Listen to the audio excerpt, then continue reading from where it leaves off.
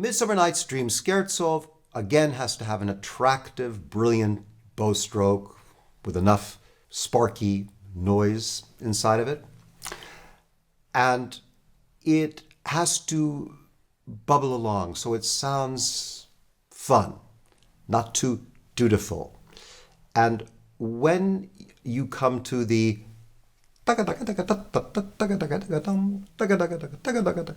these passages have to have great wit. They shouldn't be matter of fact. So as you come out of playing all these continuous notes, make sure that you can then put equal attention into the bars that have a mixture of quarter notes and eighth notes.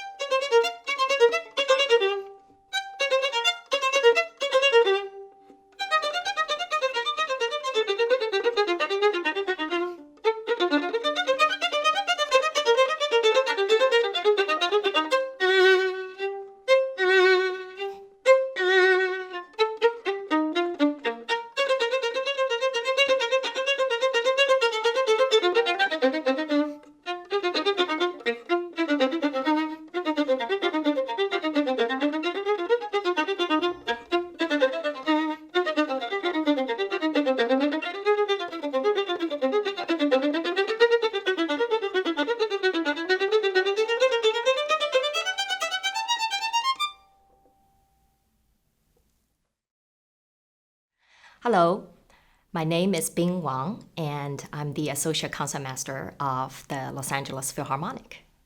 Today, I'm going to talk about the Scherzo from the Midsummer Night's Dream by Mendelssohn.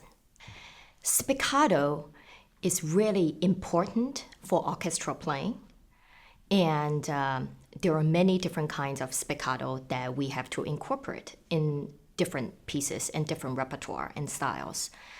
And the spiccato that's needed for this particular excerpt, the Midsummer Night's Dream, is probably the most delicate kind of spiccato. In order to find the right style for this excerpt, we should find the right kind of spiccato first. It will be helpful to practice spiccato without getting into the piece and by repeating a single note.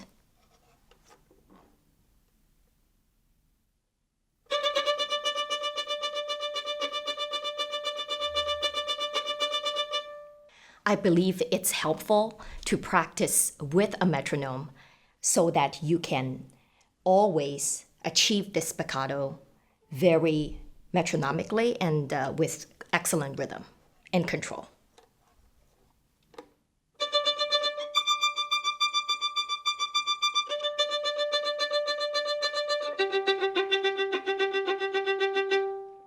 Next, we have to have a solid rhythm foundation for this entire page, entire excerpt.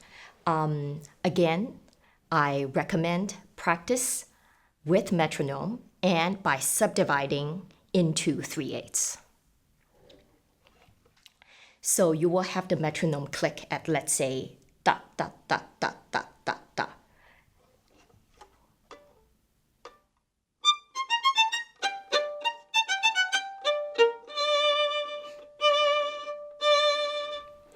In that first line, I believe there are two spots that's very difficult for our control, technically and rhythmically. One spot is the very first note. As you know,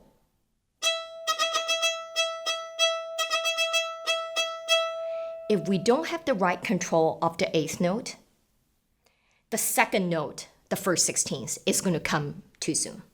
So our control is to toss our bow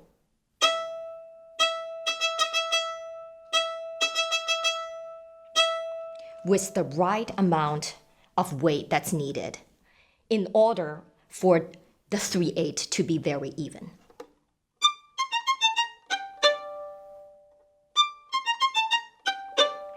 So I believe every time we have an eighth and 4/16 in one bar, for instance, the very last bar of that first line, we encounter the same issue.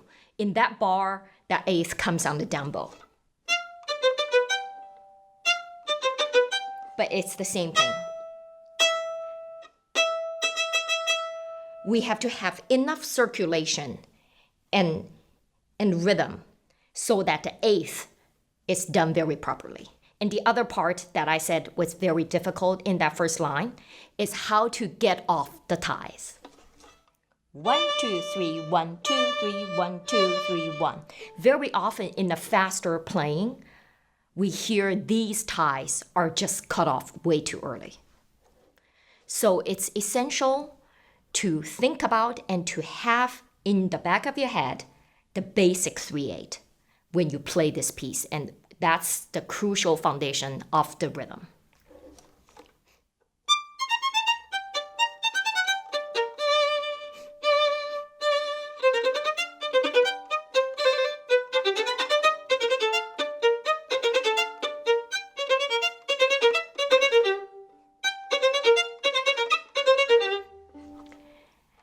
The next point I'm going to talk about is how to do the accents, sforzandos, and the last note releases of the single eighth properly.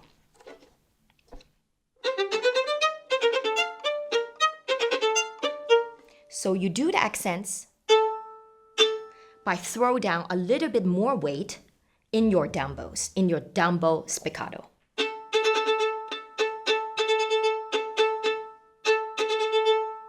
And the sforzandos in the middle of the piece.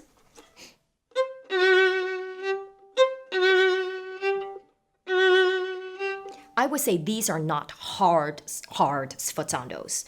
You incorporate your left hand, and the sforzando is not harsh.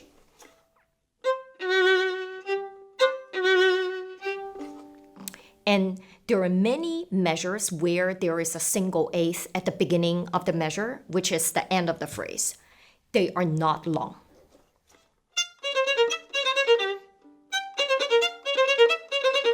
So these are not done. We don't really sit on these notes.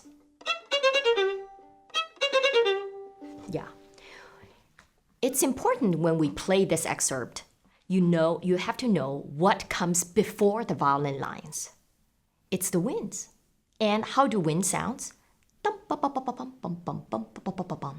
So we have to sound just like them. And now you understand. The eighths are not long. They are delicate and beautiful, but they are not long. We have to sound just like the winds. Now, in all, we play this music with the right style and the right feel of the scherzo. And in the end, we do not subdivide in 3. We have to think of this with a much longer line. Yes, the music is in 1, but we have to really think about the longer phrase.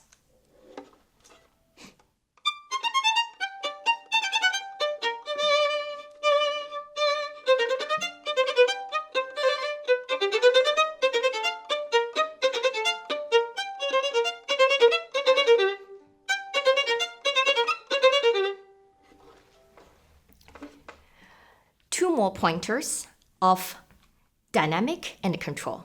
One is towards the bottom second half of the page, where you see there is a pianissimo. It's important to acknowledge that. So I'm going to play the previous line, which is in piano, and then show you how we distinguish that pianissimo.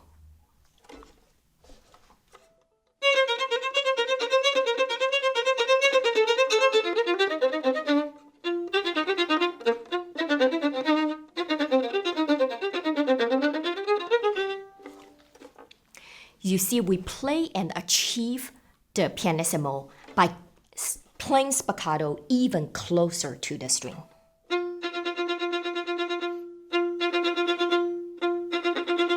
The rhythmic requirement stays the same, but the spiccato is done even closer to the string. And the swell.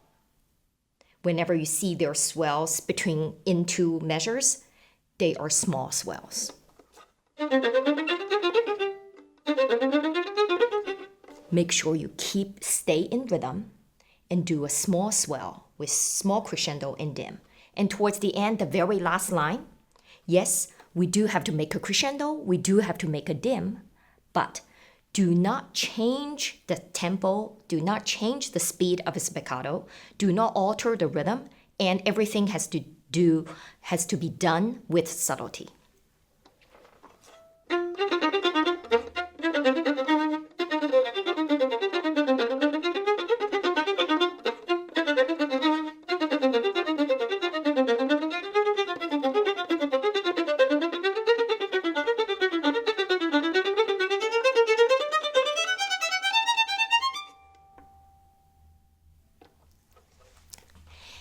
There you go. The delicate and beautiful scherzo from Midsummer Night's Dream.